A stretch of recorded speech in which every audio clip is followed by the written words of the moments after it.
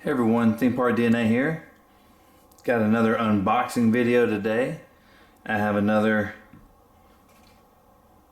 custom Saber Shop order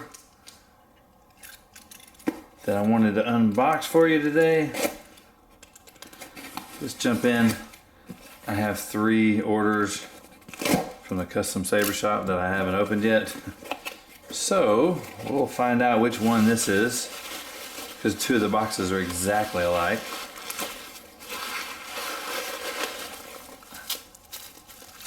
Oh yeah.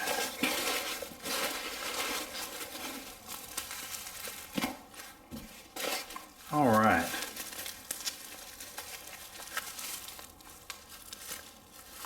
I know I could just cut this open, but it seems a waste.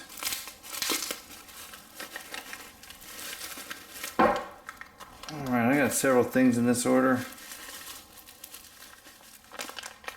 Alright, first up, this is going to be, all of these are going to be MHS compatible V1 parts. So, first up is Blade Holder Style 17. Blade Holder Style 17. So this is the one that's going to be, it's going to have the S-curve in it. It's going to be reminiscent of the Graflex, but without the bunny ears. And I gotta say, as simple as a design it is, it looks good. So next, I got the Tsuba, the 3-inch Tsuba, which I'm excited about. When I first wanted this, it was not in stock, and it seemed to be rarely in stock. So I set up the notification, and as soon as it came in stock is when I basically was the impetus for this order. And let's take a look and see.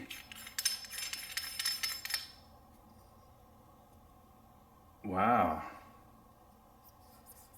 Reminiscent of the Spectre a little bit. A little different though. I like it. Next up we have a set of clocking washers. So what I've noticed when I started this search for MHS compatible hilts in order to mix and match was when I was switching emitters between well, in particular the Manticore and the Fallen, they didn't line up together. So obviously the Manticore is got a nice round emitter that won't really matter much which direction it's facing, but the Fallen is very directional. And when I put the Fallen emitter on the Manticore, it didn't line up with the switch.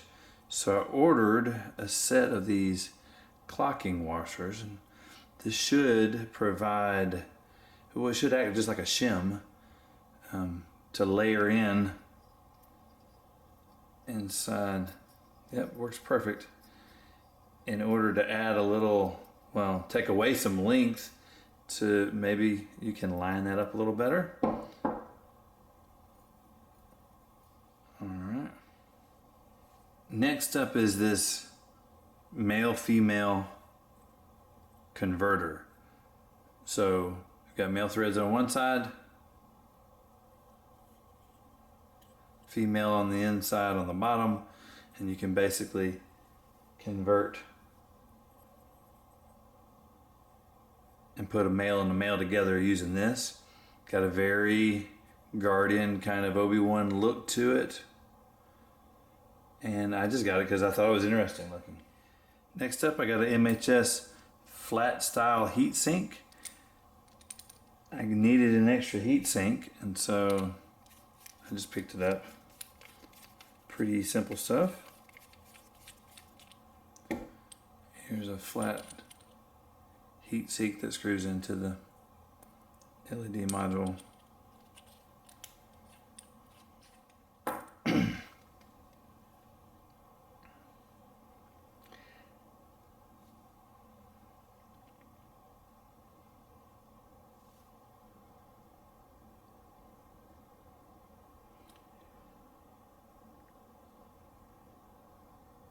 Last up is another item that is rarely in stock, and I was excited when it came in stock. It's in pieces right now, but this is going to be the MPS Insert Style 12.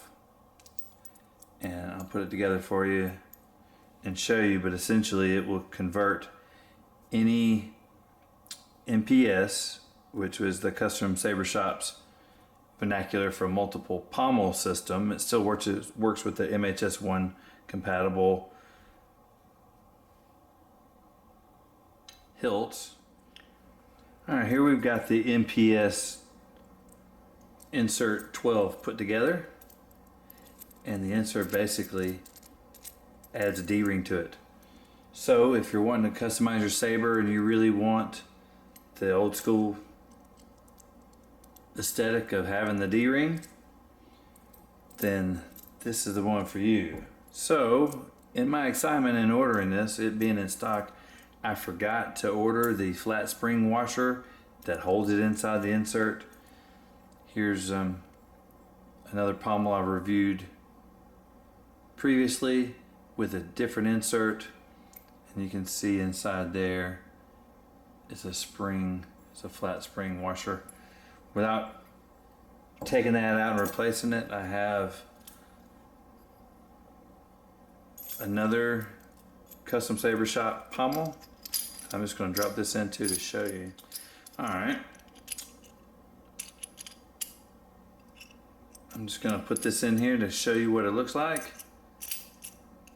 and that is awesome.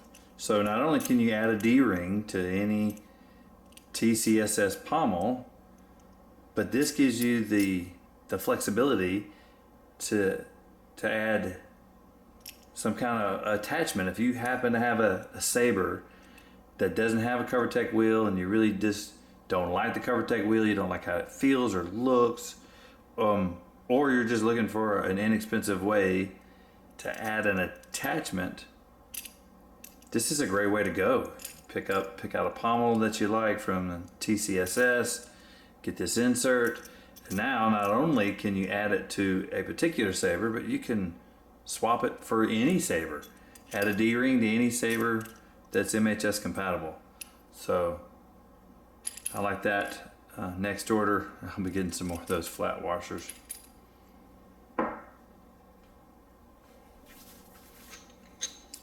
Got my Stunt Manticore here. Let's see what it looks like. That really doesn't look bad.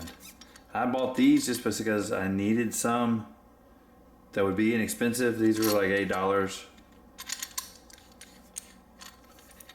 And like I was talking about earlier with the threads, the MHS compatibility has to do with the threading, but just because they're MHS compatible does not mean that, the threads are compatible with each other, but they aren't necessarily the same length or start in the same place.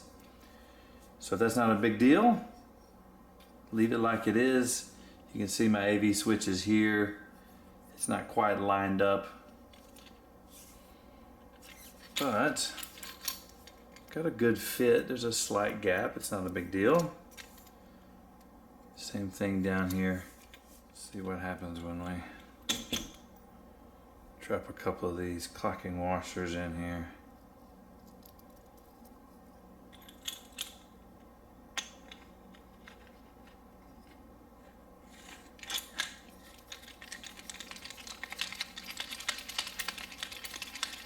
It's starting to rattle those a lot more. Well, it did what I wanted it to do. It moved it. Here's my AV switch. It's almost lined up backwards, so I put 2 clocking washers in there. Unfortunately though, you can see that the clocking washers kind of stick out more than they ought to. That's annoying. I really like this blade holder. Simple, just enough of design. Looks really good with the Suba too. I think I might keep them together. This 3-inch Suba is just enough to protect your hand, but not so much to where it gets in the way of spinning as much. This is the 3-inch Suba. They make a 3.5. This Suba is $35 and the 3.5-inch one is $50. So I actually prefer the 3-inch. Not only is it less expensive, but it gets in the way less. I imagine that 1/2 inch would make a big difference if you're trying to spin. I like it. I think that's another win from the Custom Saber Shop. I just put that male-female extension on here just to see what it looked like. Even though it was kind of comfortable with my hand underneath here, that kind of changes things up a little bit. That gives you a whole lot of purchase right here, plenty to grasp on. Keeps your hand below the Suba, so if you really wanted to get aggressive with maneuvering and spinning, that gives you just enough room, still provides protection for the hand. That adds just enough of something that's unique. Mixing and matching. I mean, that's what MHS compatibility is all about right there. Let me know what you think in the comments below. How do you like these MHS compatible parts? If you haven't subscribed, please subscribe, hit that notification bell so you don't miss any of our future content. If you liked it, let us know. Thanks so much for watching.